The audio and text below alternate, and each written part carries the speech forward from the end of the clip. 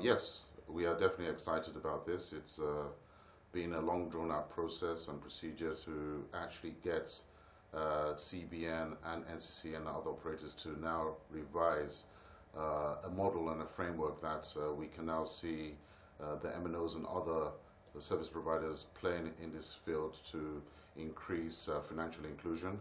You know, the objective of the government of Nigeria is to reduce financial exclusion to 20%. So this is a step in the right direction. It is a draft, as you stated, a draft guideline that will have wider stakeholder input, but it's a step in the right direction, yes. So it's been a few steps now of seeing the CBN lead directives and champion drives towards increasing financial inclusion in Nigeria, with a target of hitting the 80% benchmark as soon as 2020. Olushola, if we take a step backwards and you try to make a comparison of the efforts that the CBN has put in comparison with the results that we are seeing, how would you say that has fared so far?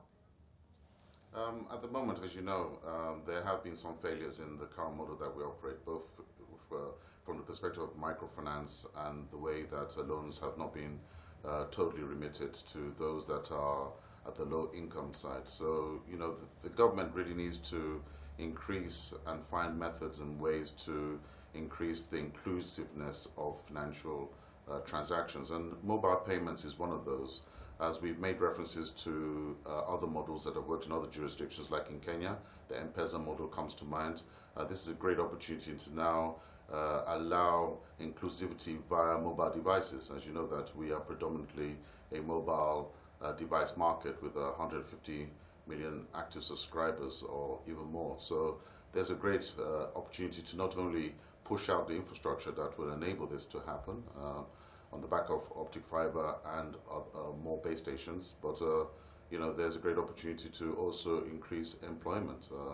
We will need a lot of agents. I read some of the guidelines, and it spoke to KYC and having a lot of agents coming into play, which will increase employment in those areas that have high unemployment. Right. But Shola, if we take a look at some of the non-permissible activities in this draft guideline, one of them that stands out for me is that these entities will not be allowed to grant any form of loans or advances. They also will not be able to underwrite any activities relating to insurance. Are you disappointed by that, or do you think that this is a case of taking one step at a time? Because in the era of fintechs, you'll assume that, you know, the authorities should allow some companies like this to also be able to lend to potential borrowers.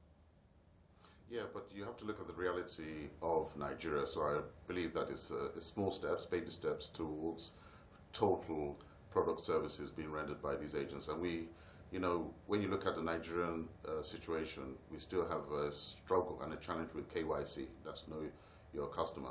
Until we get aligned databases to verify people's identity, not only their identity, but where they reside, I believe that that will have a loophole if we go ahead and allow loans to be rendered, for instance, because you know that the traditional banks are struggling to actually advance loans to the SMEs. So I believe that the payments platform, the payment services that CBN has allowed other operators to now engage in is a step in the right direction, and is a step that really will allow other agents to be able to create a track record, so that then they can consider other services, like possibly opening up the loan market to this area of activity. Among other factors, Olushola, this CBN's guideline is essentially hoping to see the creation of more payment services banks in most of Nigeria's rural areas. In terms of synergy between the fintech and the telcos, how do you expect this to work out? As you already know, there are some payment systems that are out there in the rural areas. I don't want to mention product names, but they do exist right now. The fintechs really is part of a complementary service to what the traditional banks are offering. Fintech itself is a technology. It means financial technology. So the adoption of technology will still play a material impact in the way services are delivered to the local communities that this will start to touch and make a change in their lives. So, you know, right from the whole ecosystem and the value chain, I would like, and I'd probably like to see that satellite technology will be involved. There'll be some elements of fiber technology. There'll be some introduction of artificial intelligence, analytics, and other areas that really fintech is starting to push the envelope and to start to challenge the way we traditionally carry out banking. But you know that the M-Pesa model out there already gives us some indication as to how this will pan out. It is based on agencies, and KYC is very important to ensure that the lessons learned in Eastern Africa are learned here, so that we are able to engage the trust of those who are excluded from any form of banking services right now. Right. But very quickly, what do you anticipate in terms of investments into this new service? It's clearly not prohibitive. The application fee is only 500,000 naira. So I anticipate that quite a few people will get invested in this. Do you anticipate a flurry of investment into this sector? And could we see perhaps some of the established companies, maybe like the Packers and so forth, getting also invested somewhat in this area? Well, if you look at the guidelines as it's written, and if it's accepted and adopted, the 500,000 naira application is just the first step, and it gets you approval in principle. And then you have to really start to find, I believe, a 2.5 million naira payment to get further approval to make it final. And then you have to demonstrate a capital base of 5 billion naira.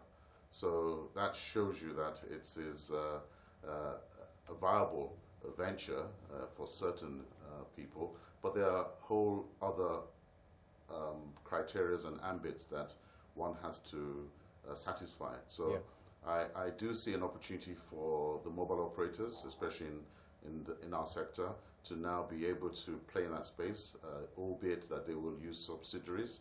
And I do see that the mobile money operators as well will also be looking at this. So it's a good thing, Wale, because really the whole issue around financial exclusion has been the fact that the traditional bankers and that model of trying to build bricks and mortars in rural areas doesn't really work because there's lack of infrastructure. So having innovation coming in, whether it's through fintech and other technologies, including those that are currently based on the agency platform, is a good thing for this industry, and it's very much welcomed.